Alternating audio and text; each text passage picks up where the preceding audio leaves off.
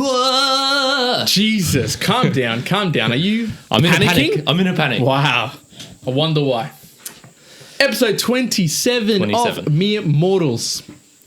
How are you going? Very well. I'm glad to see you've now got your shirt back on. Very nice. A proper shirt. Proper shirt. I don't feel like I'm in a tent this time, which is nice. So we previously got Kyrin down a large Mere Mortal shirt. Yeah. Unfortunately, he is truly a Mere Mortal. Yeah. And it did not fit him well, so... No. I mean, it was good.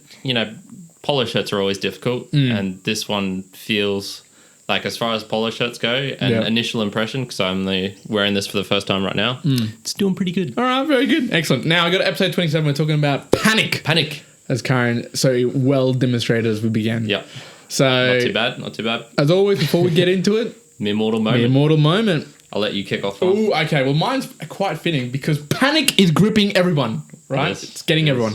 And I felt like it even got to me throughout the week. I think there was a lot of times where not so much the panic of things occurring, but the amount of media, the amount of news. There was some days where I was working and I was keeping almost up to every 5 minutes, 10 minutes, I was checking on a news, both from a stock market perspective, both from just what's happening across the world. I think I talked myself into thinking that I'm just keeping myself really informed and knowing what it is, which is fine. But in turn, it was making me panic and go, oh my God, it's going down or it's going up or it's going, and at the end of the week, realistically, it's probably just going down by 5% from a stock market perspective or, what everybody assumed was going to happen is happening across the coronavirus state. So, for sure. Yeah, I think I over panicked when I didn't need to. I could have kept myself as informed as I was. Yeah. But reduced my panic-induced state. So that was my mere mortal moment. That's a real hard one because it's easy to justify it like you just were. Like, it's good to keep up with the news. I don't want to get caught blindsided by this sort of stuff. Me personally, I find that like if I don't make the effort to go find that stuff, it sort of makes it sway to me anyway. Yep. And for instance, when I was overseas and traveling, I still found out that we changed prime minister again to whoever it was. I can't remember now. Oh, yeah, I do recall this, yep. But it took me, I don't know, a good like 2 or 3 weeks because I just wasn't going onto news websites and stuff. And it was just another Australian I came across told me. And so like if I'm finding out the news and I'm literally in the heart of Mexico. Yeah. It's going to come eventually. Yeah, okay, that's interesting. So you're going to change up your I don't know, information diet or... Yeah, well, I'm thinking what I'm going to do is just reduce I'm definitely going away from the live streaming of news that I've been taking. What I'm going to do is just keep informed sort of a morning information and afternoon, I think, for now. So I still want to be informed, but I think I can do it in a much more structured way that reduces that panic. Sure. So, don't need to be hitting that refresh button. No, I don't want to be Sam Harris style levels. Okay, mine was the temptation to capitulate on an ethical choice. Yeah, okay. So that came up for me this week. We're moving into a new place very soon. Very soon. And one of the things Dad was mentioning was, because I'm renting from my dad, and we're going to be paying like a lower rent. He'll stay at the same amount or blah, blah, blah. And he was just saying, look, there might be other people coming in, like other tenants, and a lot of them are very gregarious and they're probably going to like want to ask and blah, blah, blah. And they could cause some conflict.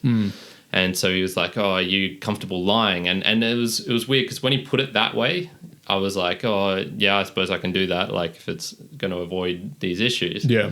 Even though I have this, pretty strong stance, I don't want to be lying. And so it was like the temptation, just like the way it came up was just very obvious to me. Like even straight away, like he left and then I was like, what the hell is that, Kyrin? Like you capitulated so easily on that. Do you think you couldn't have shifted that particular question though to, rather than having to lie, just not inform them? Yeah. Oh no, there was plenty of ways. There's plenty of ways that I immediately thought afterwards, like one, I can tell them, it's not really your business. Two, it's probably not going to happen. Like I seriously doubt that will arise.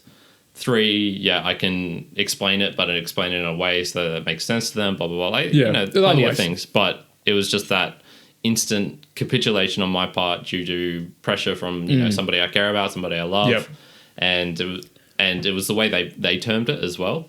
So, maybe that's the sort of thing where I need to make it aware to everyone, like, hey, don't try it. Like, if you can avoid phrasing questions this way to me like this. True, good point. So that I'm not going to have that temptation to lie or to whatever. Yeah. So that was just something that came up, and I was like, oh, okay, like note that quote straight away. Be on the watch out for that. Yep. Okay, good.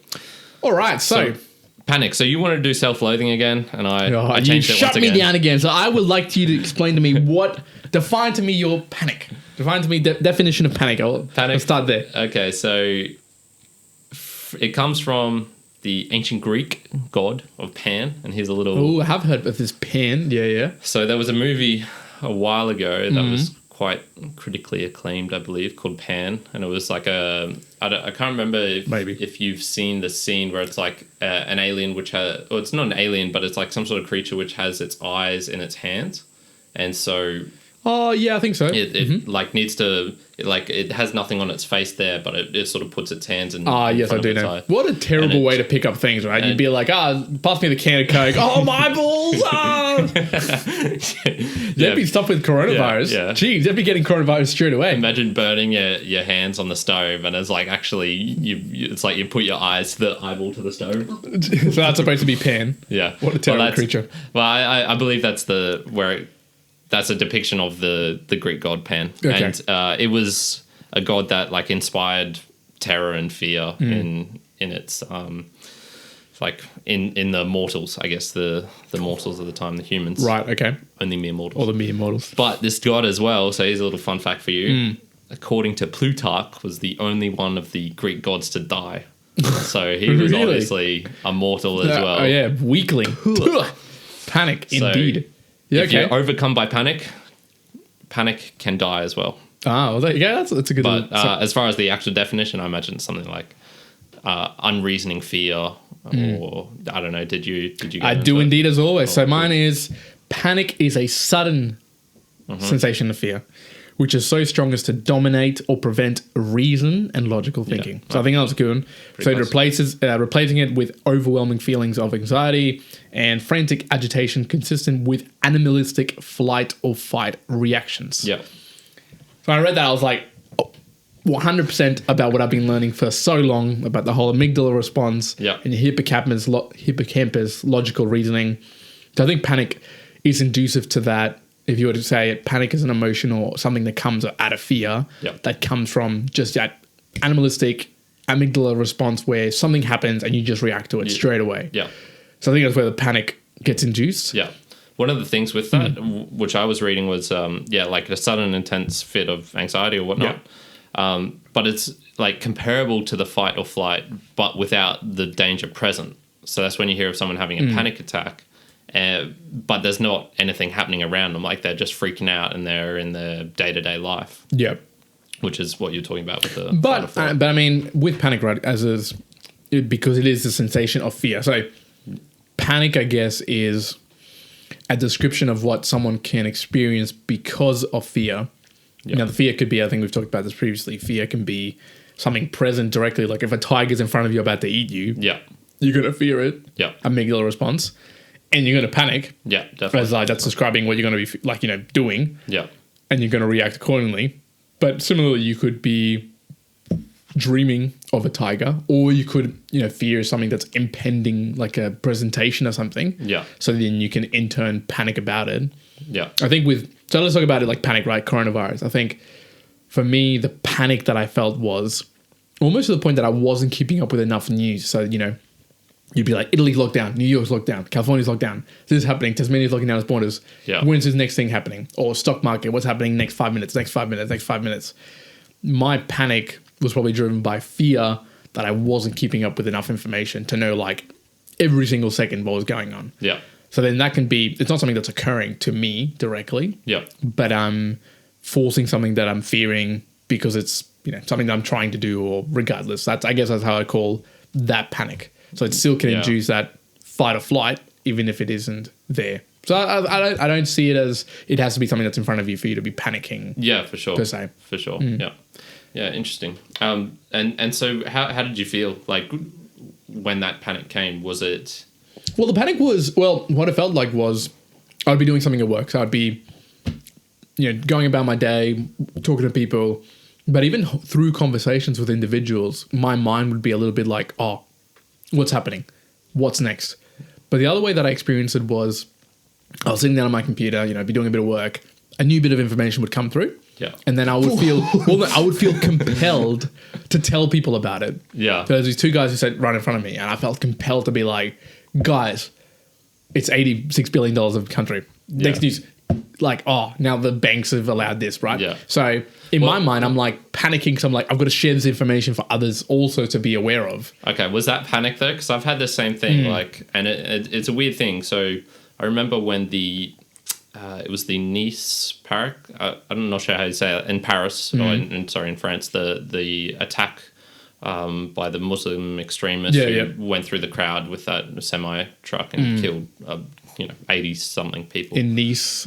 Yeah, and I was just going on a random news site and I found that it had been posted like a minute ago, so nobody else knew about it. And it wasn't a panic thing on my part. It was sort of like, I don't know, you can also almost get like an associated glory or something like that by being the first to share it. Like you become the center of attention because you share this piece of news or something. Yeah, okay. So that was a weird thing I noticed myself doing, even though I was on like a totally horrible event. And I was like, oh, okay, that's fucked up. Like, why am I enjoying, like there was some amount of enjoyment in sharing it for me. Yeah. And being the first one to share it. I don't know, was there any of that mixed in with that? I don't think there was so much, but it was also, I guess, there's people at work that know that I'm quite aware of things that are happening in stock market or a couple of other places. Yeah. So maybe some of the panic was out of fear of like, oh, if I don't tell them, they're going to find out from somewhere else, and I've got to be telling them because everyone's going to be aware of it. So I think that was panic just like arriving on me when, I'm either sharing information or just through discussions. Okay. So it's interesting. Do you think that's really panic though? Or is it something else? Is it?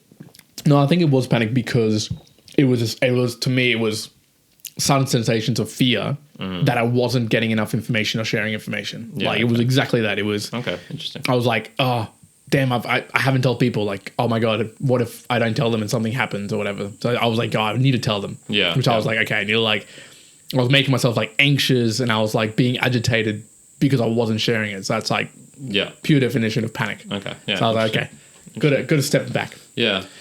I haven't felt any from this. Yeah. And I'll get into a couple of times later of when I have definitely felt it, panic. But yeah, I suppose maybe one time I've sort of felt it during this whole unraveling crisis beginning from, January, where it was like an interesting, like, oh, that's interesting. There's that thing. Well, yeah, it was all the way back from when I remember first reading that, China's building all these new, building a new hospital really quickly to look after this cold. And I was like, oh, okay. Cool.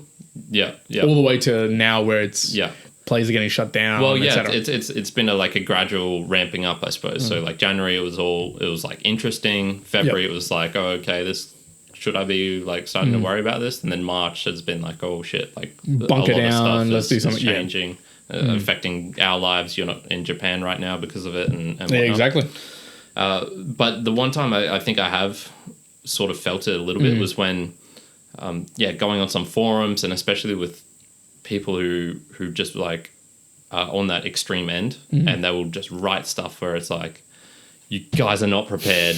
The end of the world's about to happen. Like once the electrical system goes down, people will be on the streets. You think you're comfortable in your house right now? Wait till there's a mob at your door, and it's like to steal your food. Yeah, they just escalate so quickly, and it's like, with good storytelling as well, you can get drawn into that sort of thing. So that's why in like a good movie, a good story, you're like you feel yourself drawn into it, and reading something like that.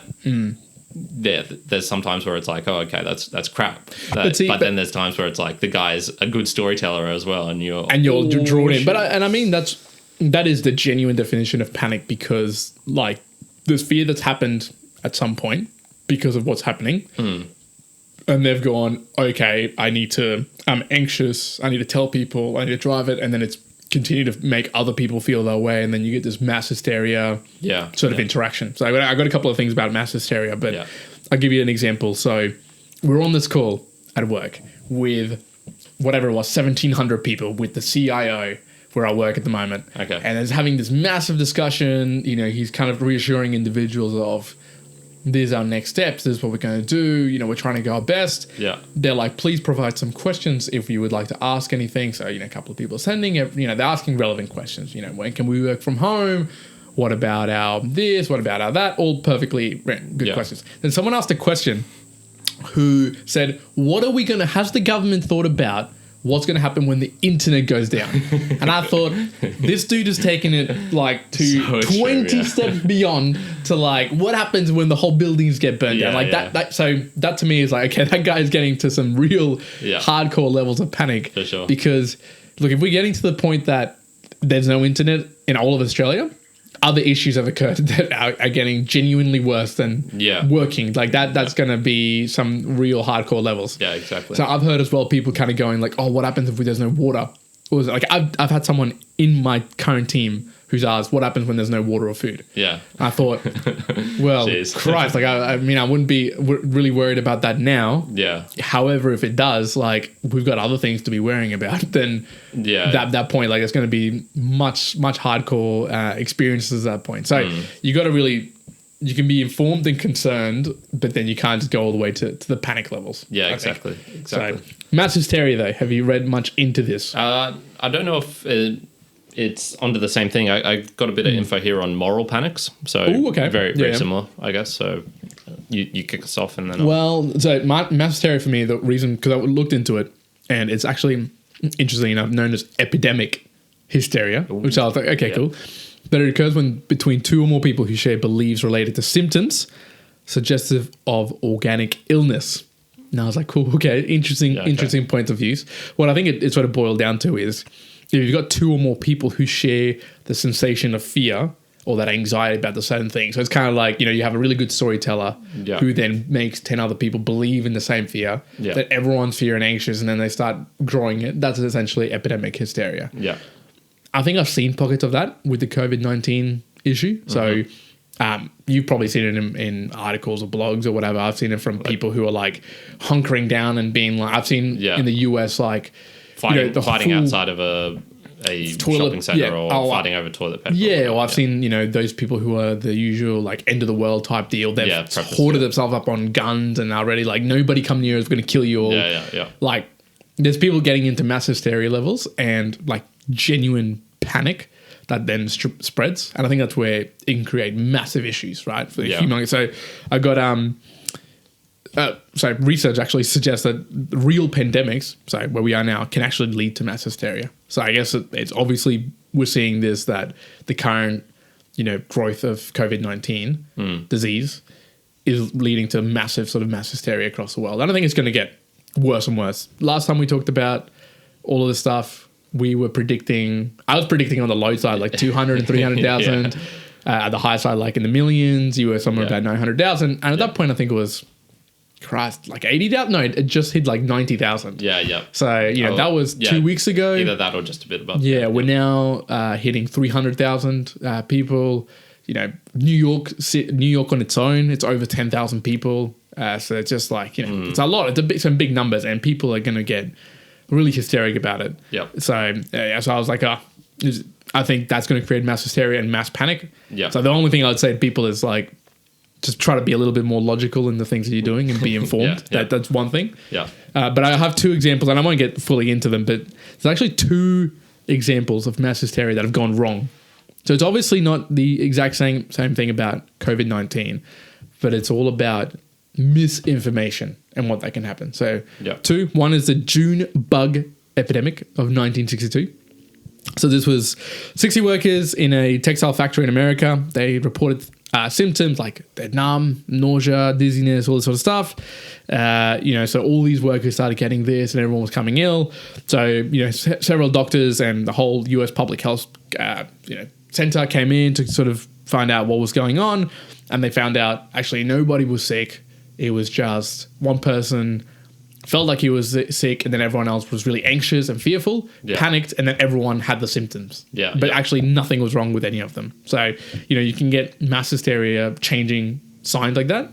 The other one was the Kosovo student poisoning. So again, it was around 4,000 students who became ill. Again, dizziness, faint. then they did a whole sort of study across it, and again, they found that it was nothing. It was essentially just everyone was panicking.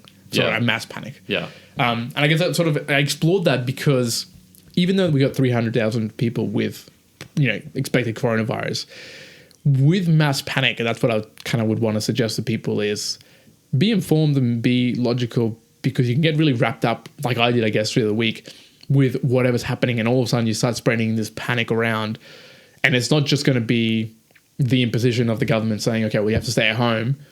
That's where, okay, that can be a solution or an action placed, but then it's going to be the hysteria and the panic that's going to make someone else go and rob someone because they think there's going to be no food, there's going to be no water, no electricity, no internet.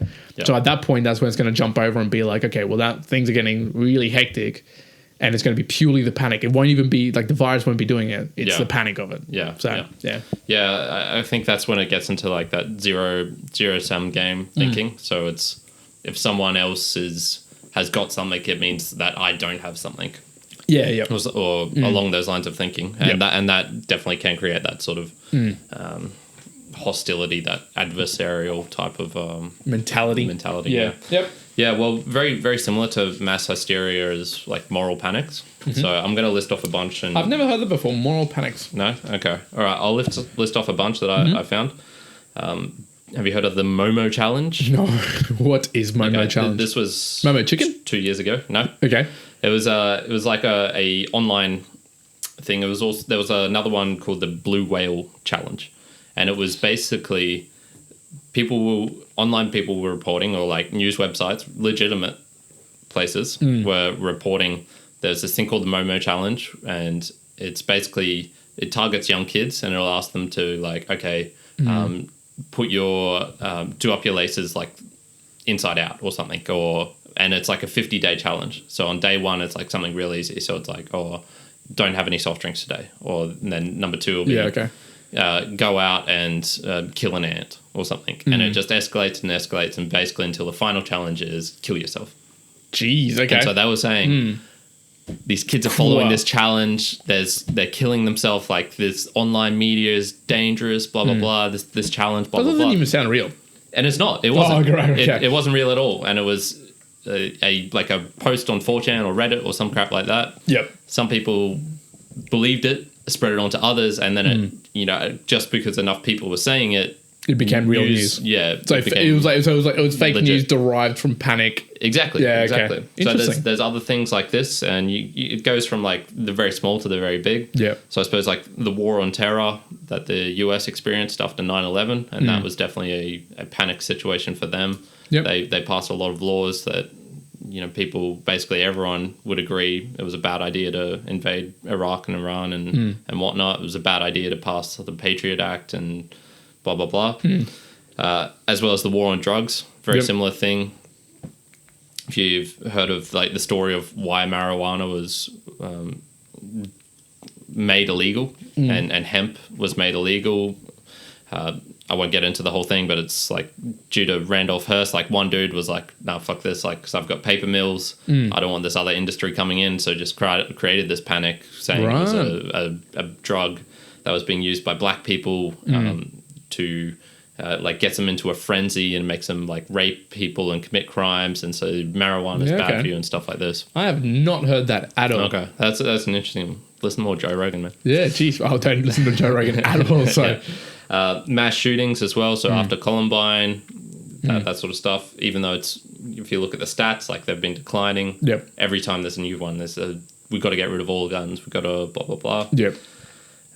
This one's real interesting. The satanic ritual abuse. You probably heard this through Sam Harris's one at some point, where in, I'm gonna guess, the 70s or the 80s, especially in America, I think it was childcare centers. There was one childcare center that was accused of satanic ritual. Oh, yeah, I did hear this. Yes. And so then it was spreading everywhere. And it got to the point where it would be like a police sheriff was saying, 50,000 kids are dying every year in the US alone from this. And 50,000 kids weren't even dying in the US, like completely and totally. Yeah. So, no, I do recall this actually. Yes. Yeah, stuff like that. Video games, violence in video games. And so like, what is a moral panic? It's basically, a loosening of the reasoning function of your brain. Yep. that's getting you into a different state where you're worrying about something so much that like it's causing you to act and react in a manner that is not logical. Yep. So yeah, it was just interesting reading some of these things. So mass media is definitely a big cause of that. And so here's just a couple of random stuff. Concept of moral panic has also been linked to certain assumptions about mass media. Some guy, blah, blah, blah, stated that mass media is the primary source of the public's knowledge and deviance and social problems. And so he's saying like three roles really appear in this moral panic dramas. Yep. Like setting the agenda. So that's usually like a problematic event or something deemed as newsworthy, something to get your fear going. Transmitting images. So it doesn't even have to be images from the actual event or something that's real. It's just transmitting something. And eventually it's like a silence is broken and it's like making the claim, okay, this is blah, blah, blah. So, yeah, it's just interesting hearing of these different things that have occurred throughout history and being like, okay, this is something humans are very good at. Yeah. Having moral panics about something that we care about that is semi-plausible, I guess. Yeah. I mean, how plausible do you really think it is to have a satanic ritual abuse happening in a not in just a one? center. Okay, maybe in one but in multiple childcare centers. In multiple. Yeah. But the thing is, and that's where panic comes back to, right? It's, it buggers into one's mind that there's this fear of something, and then logical thinking just goes out the window, and it's all of a sudden like you're so panicked about something, you're so fearful of something that anything that you believe might, like normally with your normal reasoning, it just goes out the window. And if you think a bird's going to come through my window and eat my eyeballs, like if you panic and you think about it and you're really worried about it, you're going to think that it's going to be, it's almost a certainty that it could happen. Yeah. When logically, might be below 1%. Yeah. I believe. Oh shit! You're even using 1% as a stat. as a stat. Every out of 100 days, a bird's going to fly through this window and just eat your eyeballs. You could use in that same thing. You could say, it's probably below 99% that a bird's going to come in and eat your eyeballs. Look, not common. Yeah. So yeah, it's interesting. The other one that I want to talk about panic was, because I brought it up in the beginning, was stock market panic. Okay. More so because it is a little bit different to the normal panic that we've been talking about, but it's driven by the same thing, which is the fear, and the fear here is losing money. Yeah. And how some really big players in sort of the financial economy can really take a hold of that and force panic to happen in what is known as, panic selling and panic buying. Yeah. For either people thinking they're going to lose money. Yeah. Or in fear that they're not going to make enough money. Yeah. And then you've got really big players in markets that use that and leverage it to actually go on and actually make money. So a lot of times you'll find the panic I see here in an individual sort of stock market, or someone who's, at a smaller position in a market.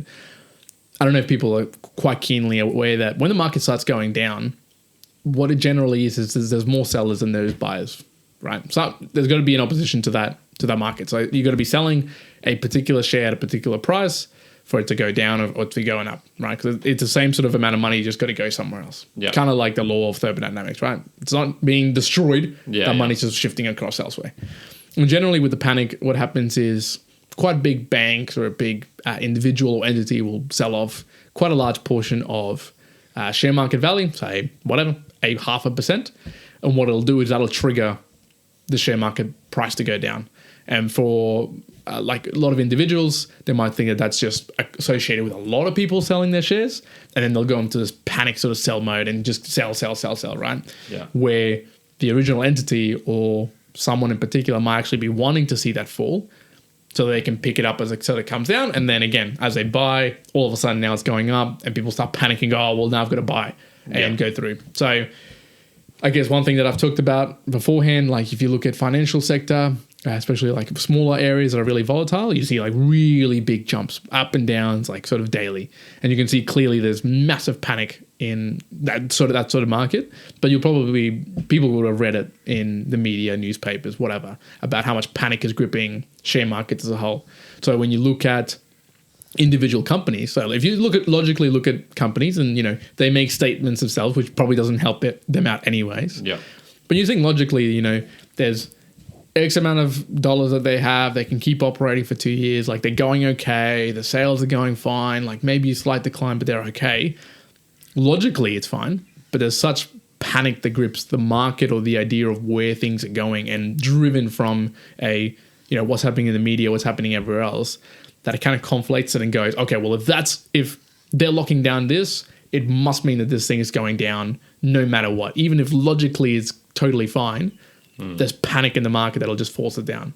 So I had some stats actually here. So between what's called the bull and bear markets. So you'd be aware, I guess bull, for people that don't know, bull just means it's going up essentially, bear market's going down. There was a particular infographic I found, but really what it sort of boiled down is, on average, just so people are aware, like logically, a bear market normally goes down between 20 to 60% of stock market value. Normally lasts between 6 months to 4 years. Bull markets just roughly is about 4 times bigger in terms of what they go up. And it can go multiple years, like you're talking 5 years, 10 years, whatever it may be, right? So historically, even all the way back to Spanish influenza, right, which is in 1918, 1920, it always has gone that way. So there's always going to be some sort of drop, either by an event, either a war, something's going to happen that's going to force the market to go down, and eventually it's going to come back up. Unless something, world-ending was to happen, something cataclysmic that's going to like take out all of humanity. Okay, well, okay, there's not going to be a stock market if there's no humans. But exactly. So people can really panic about some things going, it's end of everything. We've got to sell everything, when they've got to just logically look at it at a bigger space of time. Yeah. So I wanted to, because and I guess we've talked about this before, but so people listening are aware, like you've experienced already in your time, your share portfolio going down 30, 40% at the very initial stages. Yeah. So I guess for you, feeling it again, you don't really have a panic behind it, because you're experienced, you understand what might be happening. Yeah. It's happened before. Yeah. I was going to mention that. There's maybe one part of panic that is not talked about that much, which would be the experience. So if you've had an experience in something, it's probably, and if you can learn from that experience as well, you don't need to feel that same panic that you had the first time. Yep.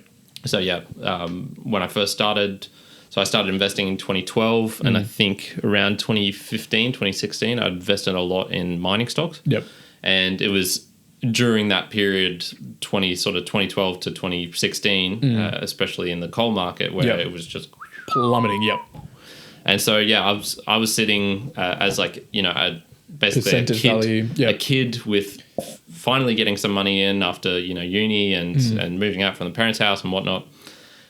Finally getting money in and just sitting on this massive red negative, whatever percentage it was. So I'd probably invested 160 grand, 180 grand maybe, and imagine losing almost half of it. Essentially. Yeah. So I was sitting on like 110 or something. I can't remember exactly what it was, but it was basically like this massive paper loss. Yeah, it's good to remember paper loss. And I did have some moments there where it was really hard, but I sort of, I guess, knew the fundamentals, which was buy low, sell high. Like it's, it's pretty easy in that sense, really easy to say, but actually implementing it is hard, because once you've felt that loss and thinking, okay, I've got more money here, am I willing to risk it like that? Yeah. Well, here's a famous little saying, like with panic, right? It's buy when the market is fearful, sell when the market is greedy. Yeah. So and that panic, it's just, I guess, when it's fearful or you're panicky, fear is panic is a derivative of fear. Yeah. So when people are fearful, that's when you should be buying, I guess, from a stock market perspective. Exactly. But you brought up a good point, actually. I was thinking about the experience side of things, because just generally panic, right?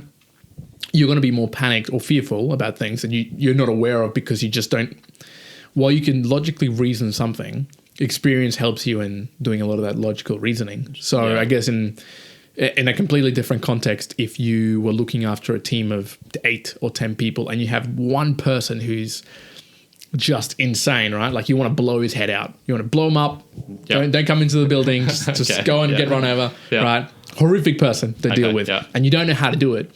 If you've got a senior boss that comes down and says, this person's going to start performing to this level, or you're going to fire. We're going to fire you because the team's not working well.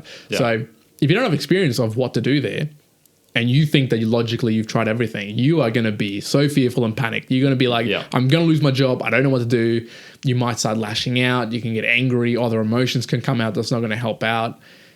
One way that you can get past that is, well, if you don't have the experience, you can reach out to individuals who have experience about that exact same situation and how to get over it. Yeah. Or read articles. In essence, just gain more experience to overcome that. And that can help, get over the panic that you might feel. Because then if you know, I've got to implement this, and this, or I can put a bomb in his car and kill him, either way, you can figure out which way to go. Agreed. But in essence, you can use experience to get over that panic. So I never really thought about it that particularly, but I think it's a really good play. And I guess one point I'd probably then clarify is if people are feeling panic, maybe just try to take a step back or just assess, are you panicking because you're just not aware enough of what is happening? So stock market perspective, if you're fearful or panicking that you're going to miss out on buying and, you're going to put in $5,000 of your $10,000 savings and you're like, am I going to make money or not? I would say, well, first step is just assess and understand, are you aware of your risks? Are you aware of the upsides and the downsides? Can you handle losing all of it, et cetera, et cetera? Yeah. Because once you know that and you got the experience, you can go, okay, well, it is a risk. It is this percentage or whatever. Okay, I'm willing to do it or not willing to do it. But that's a logical state of mind as opposed to being just fearful that you're going to either miss out or lose money. Yeah, which is not helping you out at all. Yeah, yeah. I think that self-awareness is probably the critical bit because it's not just knowledge as well. Like we were mentioning before, with you were probably getting more panicky the more you knew.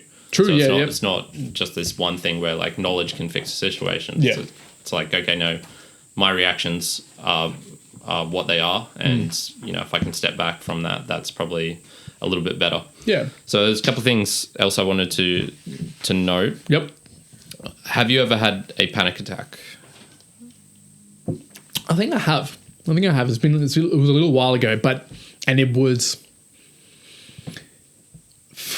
a panic attack in the sense that there was just a lot of things happening, like overwhelming amount of things. Like I had to sort of this, maybe like 10 or so things. And it was like, there's too many things here that I can do. I don't even know what to begin with. What's priority? And I was just like, in my mind, I could not think of, okay, what do I have to go for? There was no way of myself stopping it. And there's the techniques of slow down, breathe, prioritize. But I was just like, none of that was happening. It was completely amygdala hijack. And I was like, I just didn't know what to do. Yeah.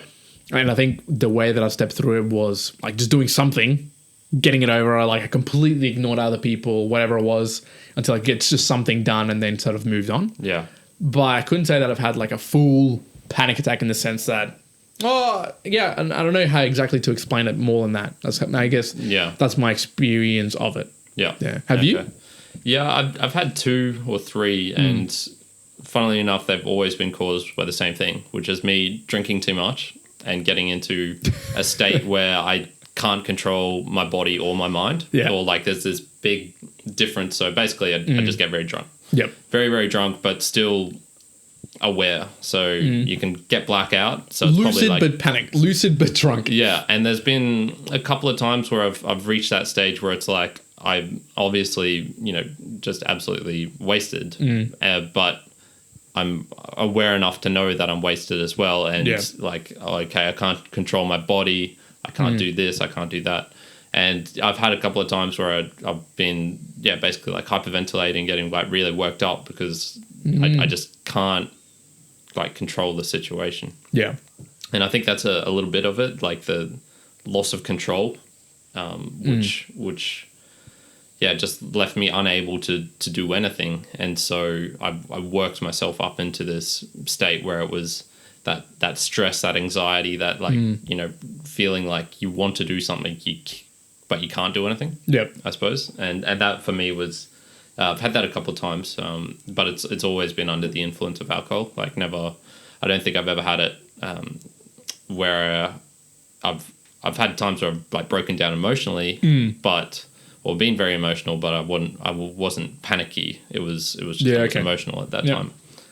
But I can definitely see, and I think stress plays a big role in this as well. So if you are stressed, but not just in one area, but it's like if you've got multiple things going wrong with you. So say you've got like family issues, you're needing to put in extra hours at work, you're having fights with your girlfriend, your child is injured or sick and needs to go to the hospital, and blah, blah, blah, and it all just mounts. I can definitely see definitely, yeah. how stress would be, one of the major ones. And then it would just be, I guess, like, okay, so what can you do about stress?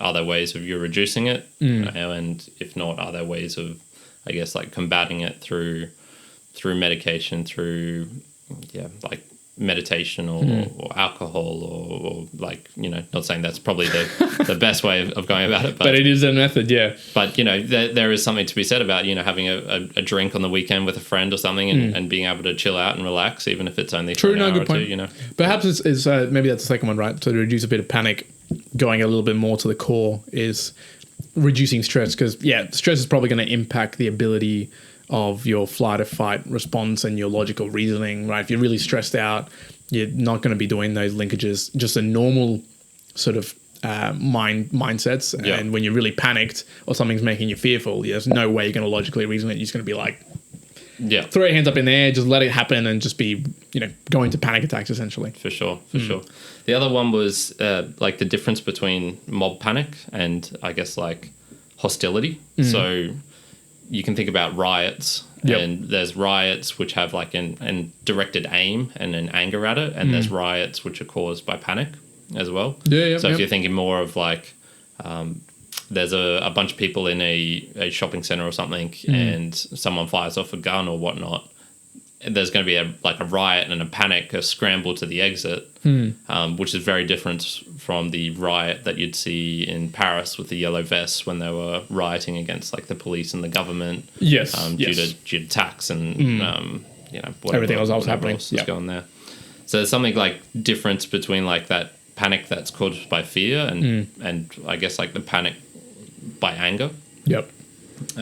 But the line can be very thin between those two things as well. Like what you fear can also make you angry and vice versa. True. Yeah. And then the last one was I just like the contagiousness of it. So I'm reading a book at the moment, All Quiet on the Western Front by Eric Maria Remarque. I'm saying it wrong because it sounds French, but it was a German guy. Oh, okay. And he fought in World War One. And it's basically it's not an autobiography. I think it's fictional, but it's based on experiences he's had and similar things. And he's talking about like what makes it contagious. So there was times where they'd be in a bomb shelter and they're getting shelled. And everyone in the room is like tired. They've been fighting for days on end, and there's like this constant moving of attack and defense, and you find something to eat and you're trying to sleep, but then there's bombs exploding above your head and whatnot, and you're trapped in a room and you can't leave.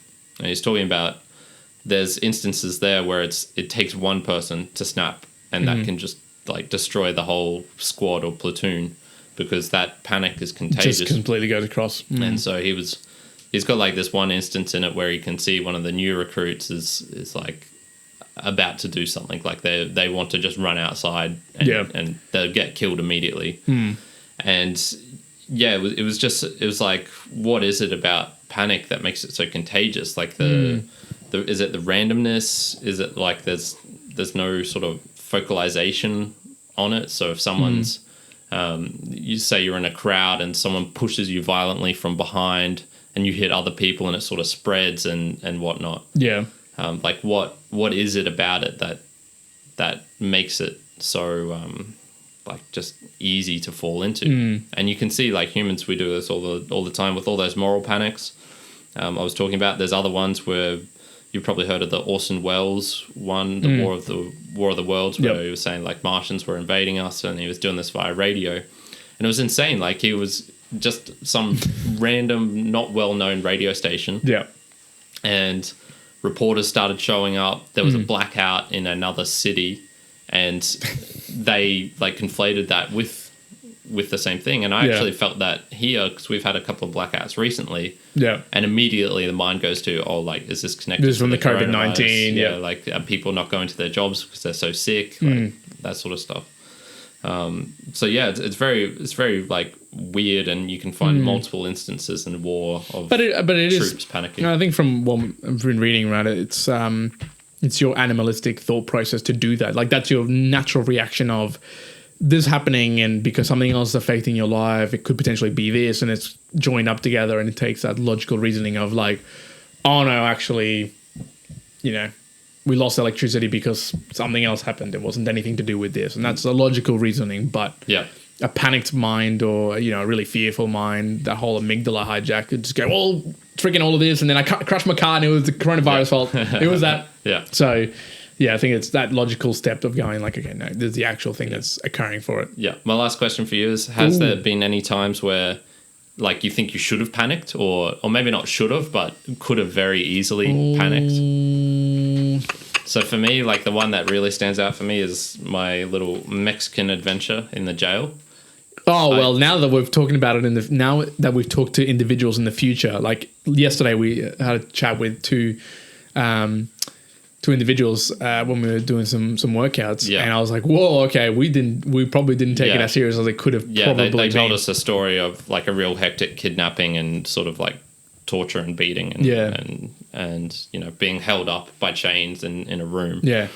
That sort of stuff is like, okay, well, this sort of stuff can happen. So no, I'd probably say in a bit of a different tone that where I think I should have panicked, or maybe have panicked more, but I didn't. Maybe it's similar to you, is during sporting endeavors.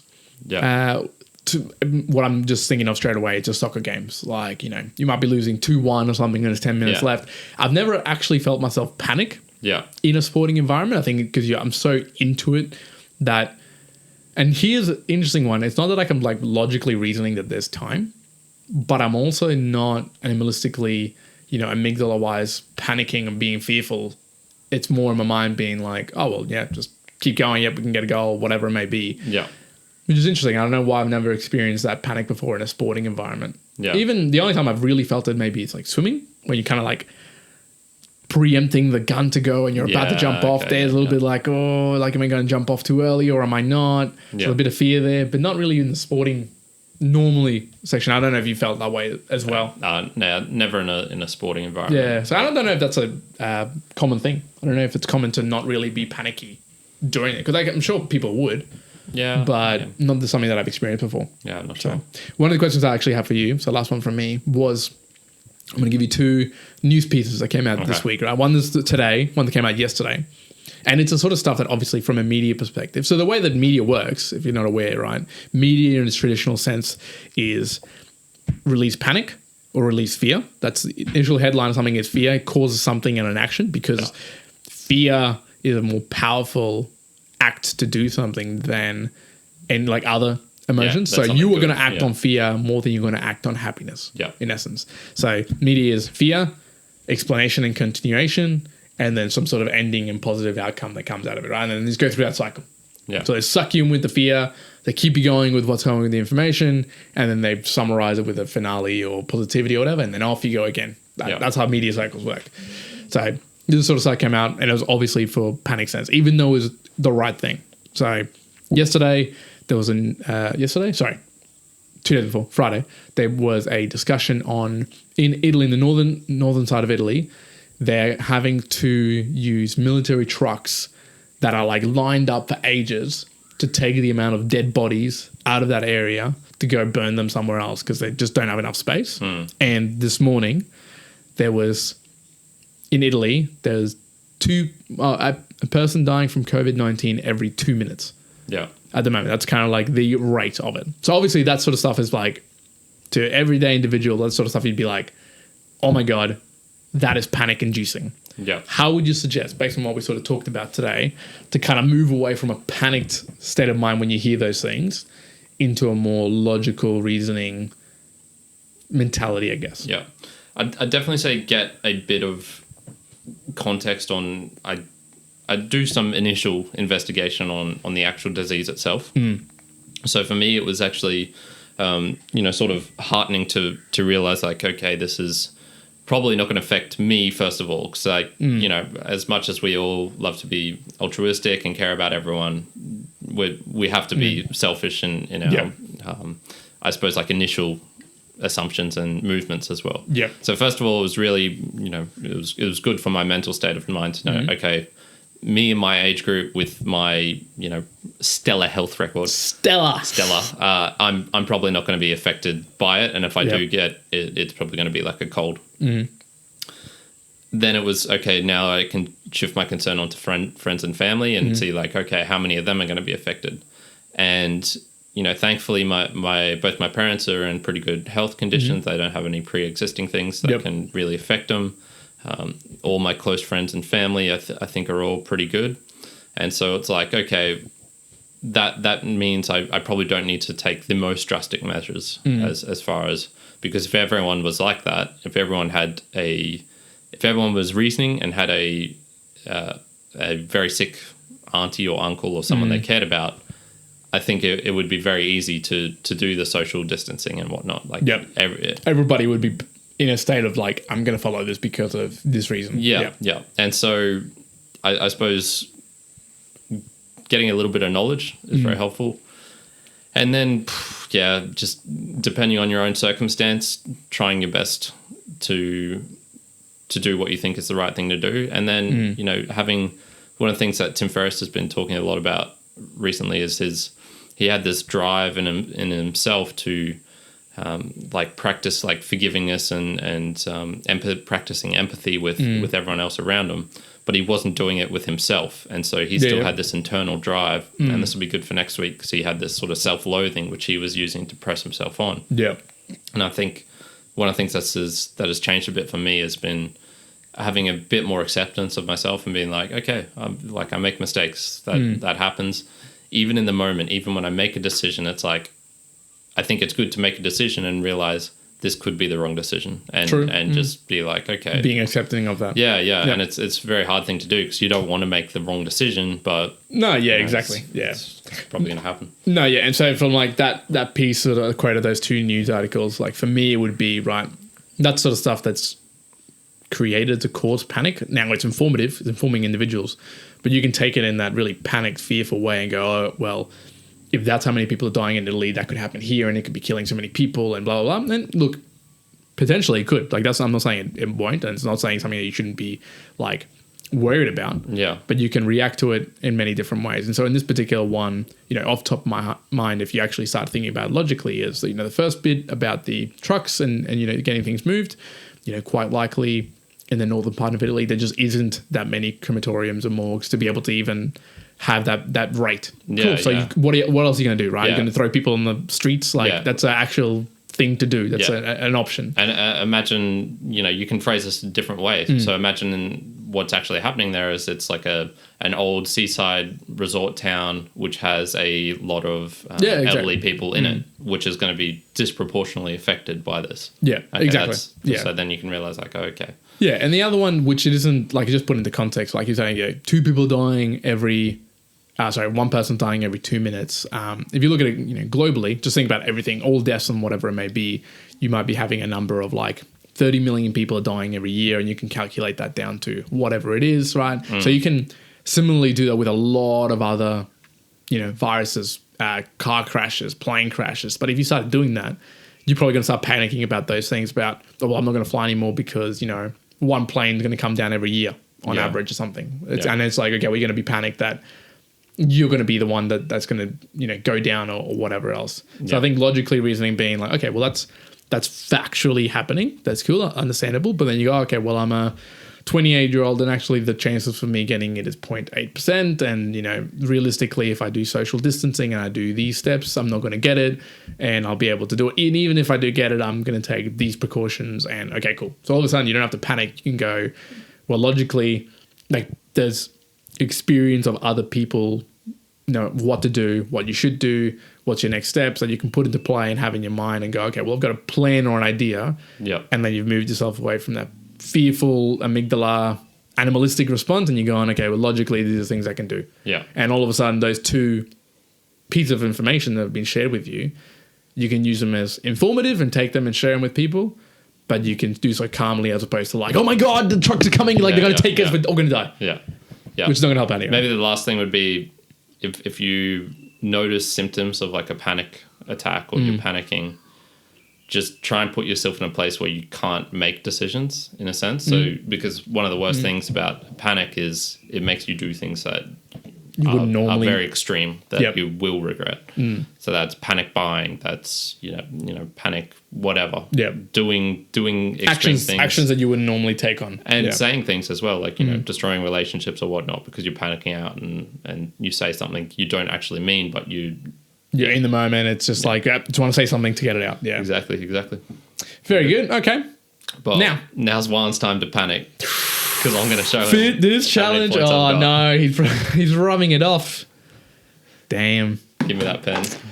Gosh, what is he on now? So I was on 32, and now I'm on 38. Oh, cool. First 6-pointer.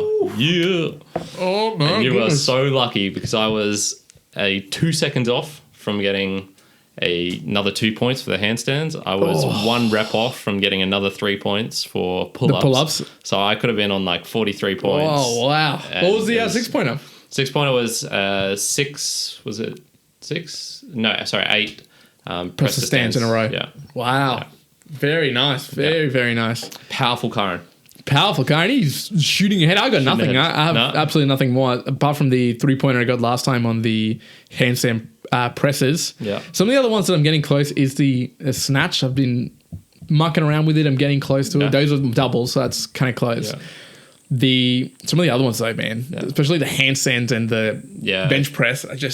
We'll see how it sort of comes around. What's your max handstand been so far? 22 seconds or 21 seconds. And the next one's 30 seconds. And and I haven't been investing as much time into the handstand. Yeah, so. That's one that just requires a lot of time. To get there. Yeah, so unfortunately, no fitness challenge for me. I'm keeping in pace with the episode number, but I'm not keeping pace on to 52 points. So I need to start knocking down some of those ones. So we'll see. We'll progress it through. Good. Episode 27, Panic. Once again, if you've listened to this point in an episode, I would probably ask you that you should subscribe at this point if you haven't already. Or at least like the video. At least like the video. You can't do it on Spotify or Apple or any of those other places. But if you're looking on YouTube, right? Yeah, do that. Leave us something. If you're looking at some of the highlights, you wouldn't be listening to this, I guess. But do it. So I'm subliminally telling you to like it through Instagram. A couple of other places. I've been organically growing some of our social platforms. Kyrin has as well. If you've seen some comments on YouTube, you've been enjoying that? I'm treating it like a game. So it's like, so am I, like it's like a points-based thing. So, granted, I could see like in the future if I was worrying like, oh God, I'm not growing at such a percentage, and I know, stressing about it, yeah, and especially if there was like a monetary connection to it, I could definitely see why people talk a lot about being worried about likes and how many likes you're getting, how many followers you have, and comparing it to other people. I can understand that. But at the moment, no, I'm definitely treating it like a game, and it's fun. It's like, one new subscriber. I'm like happy about one new subscriber. Yeah, well, genuinely for me, it's been like, from some of the other platforms, it's actually been genuinely okay to kind of, spend maybe 10 minutes going through different connections, connecting with people, actually commenting on some of the stuff that I enjoy about theirs.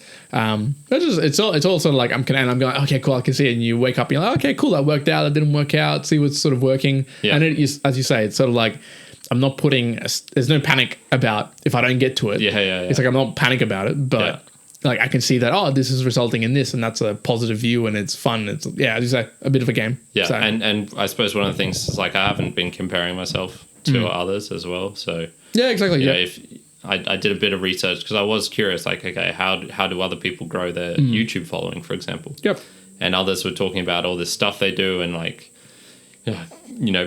commenting and doing like videos that they don't particularly enjoy but are very trendy, and or giveaways or whatever else. Yeah, or there's some people who even talk about getting bots to subscribe or getting just these extreme measures, and they talk like, how I got 1 million subscribers in less than 6 months or whatever. And it's like, okay, that's cool, but I don't want to compare myself to you because I'm not you. So what's the point in doing that? And I've always been very much on and this is whether it's monetary or not, that it's always better to have 1,000 loyal supporters than a million general sort of individuals who just kind of like follow your content and will sometimes check you out. And from a business perspective, it's actually, I'll take that back. You want to have you want to have about 1,000 followers loyal followers that will sort of interact, buy, subscribe, whatever it may be, to all your sort of core content. That's what you want. Yeah. But I will say this in caveat.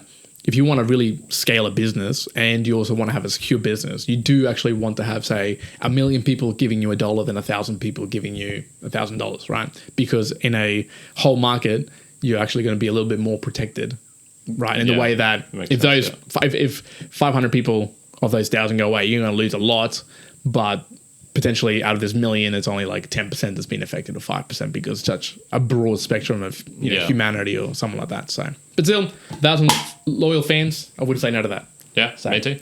Anyway, so that has been episode 27, Panic. And if I can leave you with anything, just stay calm. Yep, exactly. Next week, we will be doing self-loathing. We will be doing. I've got the notes in them, ready to go. Easy. All right. Very good. One out. Kyrin out.